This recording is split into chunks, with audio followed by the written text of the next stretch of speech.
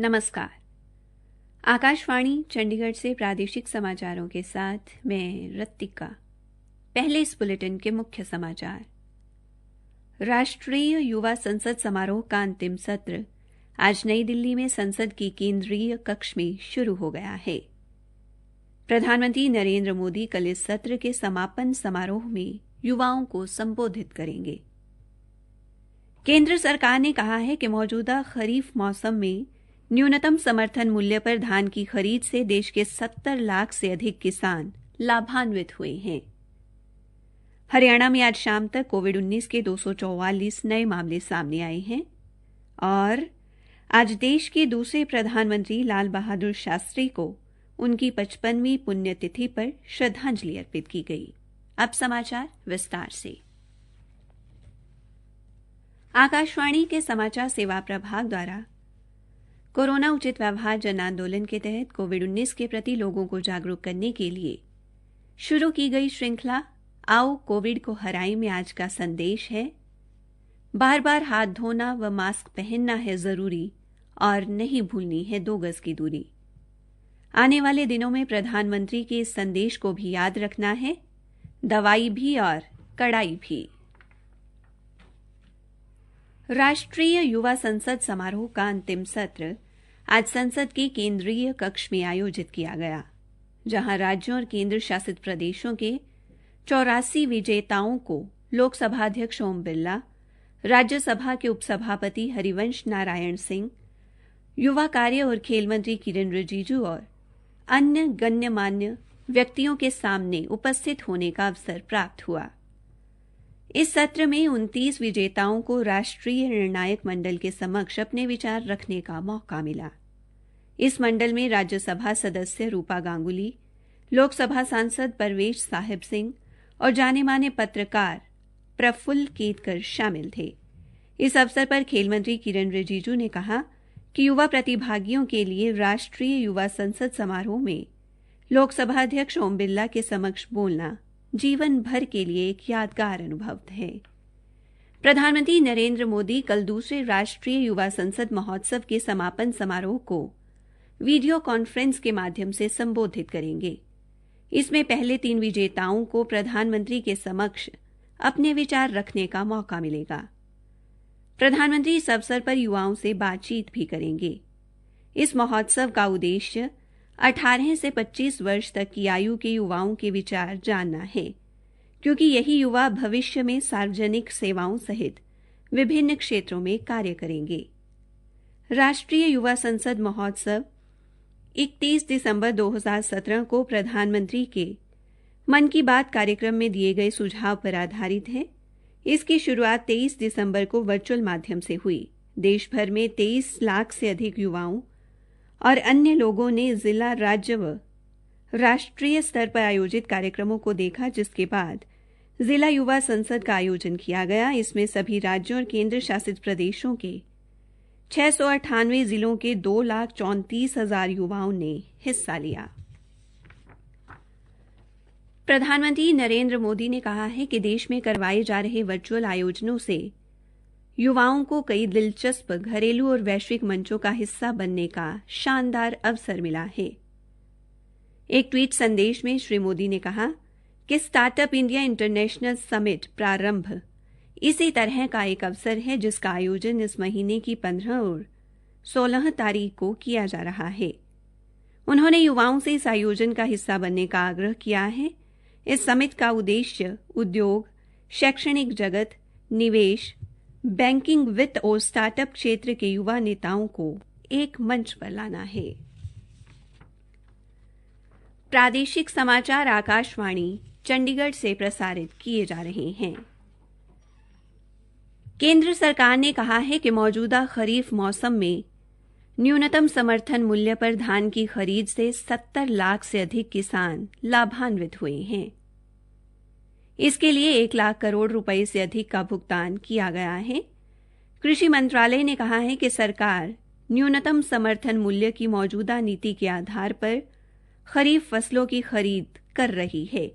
इस मौसम में अभी तक पंजाब, हरियाणा व चंडीगढ़ सहित 20 राज्यों से लगभग 532 लाख टन धान की खरीद की गई है। केंद्र सरकार ने अपनी प्रमुख एजेंसियों के माध्यम से 2,83,000 टन मूंग, उड़द, मूंगफली और सोयाबीन की भी खरीद की है। इससे 1,51,000 से अधिक किसानों को फायदा हुआ है। हरियाणा में आज शाम तक कोविड-19 के 244 नए मामले सामने आए हैं, जबकि 201 कोविड मरीजों को स्वस्थ होने पर अस्पताल से छुट्टी दी गई है।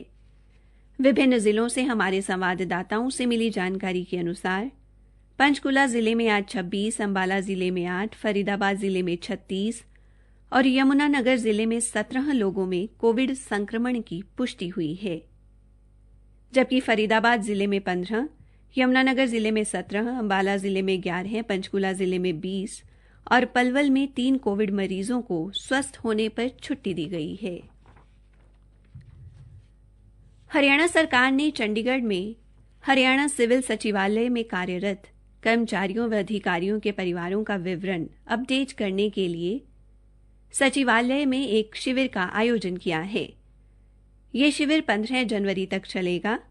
एक सरकारी प्रवक्ता ने बताया कि हरियाणा सरकार के मुख्य सचिव की ओर से सचिवालय के सभी अधिकारियों और मंत्रियों के निजी सचिव व प्रशासनिक सचिवों को निर्देश दिए गए हैं कि वे अपने अधीन कर्मचारियों को इस शिविर के दौरान अपने परिवारों का विवरण अपडेट करने के निर्देश दें।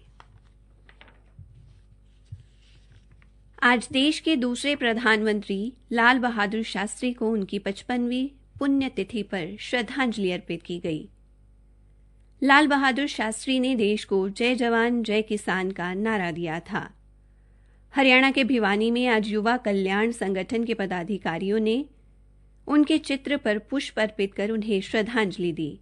इस मौके पर युवा कल्याण संगठन के संरक्षक कमल सिंह प्रधान ने कहा कि शास्त्री जी शुचिता, सादगी और सरलता की प्रतिमूर्ति और श्वेत क्रांति व हरित क्रांति के प्रणेता थे। कांग्रेस कार्यालय साहा में भी उनकी पुण्यतिथि पर एक कार्यक्रम का आयोजन किया गया और उनके चित्र पर फूल अर्पित कर उन्हें श्रद्धांजलि दी गई। फतेहाबाद विधानसभा क्षेत्र के पूर्व विधायक एवं हिंदी आंदोलन 1957 के मातृभाषा सत्याग्रही बलबीर सिंह चौधरी का आज आकस्मिक निधन हो गया। वे 86 वर्ष के थे और पिछले कई दिनों से बीमार थे। ईमानदारी के प्रतीक और बेदाग छवि वाले बलबीर सिंह चौधरी 1987 में फतेहाबाद से भारतीय जनता पार्टी के विधायक चुने गए। शिवपुरी फतेहाबाद में उनका दाह संस्कार किया गया और उनके पुत्र चौधरी रणबीर सिंह ने उन्हें मुखाग्नि दी।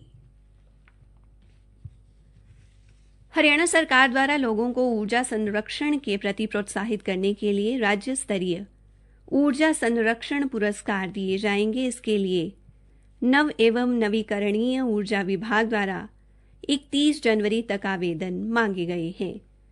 एक सरकारी प्रवक्ता ने बताया कि सूक्ष्म, लघु और मध्यम उद्योग तथा सूचना प्रौद्योगिकी उद्योग समेत सभी उद्योगों में ऊर्जा संरक्षण के लिए पुरस्कार दिए जाएंगे।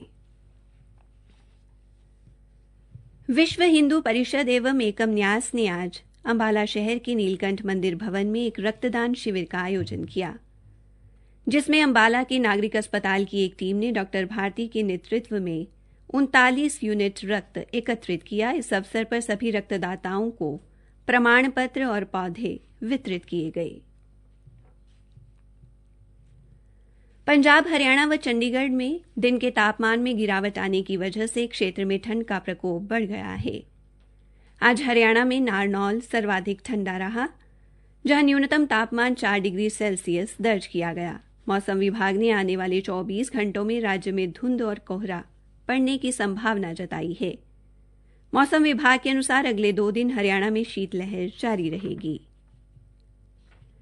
16 जनवरी को सिरसा जिले में 5 टीकाकरण केंद्रों पर लाभार्थियों को कोविड की वैक्सीन दी जाएगी, जिनमें सिरसा का नागरिक अस्पताल व डबवाली, एलनाबाद के साथ साथ कालांवाली व रानिया के स्वास्थ्य केंद्र शामिल हैं। अंत में मुख्य समाचार एक बार फिर। राष्ट्रीय युवा संसद समारोह का अंतिम सत्र आज नई दिल्ली में संसद के केंद्रीय कक्ष में शुरू हो गया है। हरियाणा में आज शाम तक कोविड-19 के 244 नए मामले सामने आए हैं। इसी के साथ प्रादेशिक समाचार समाप्त हुए।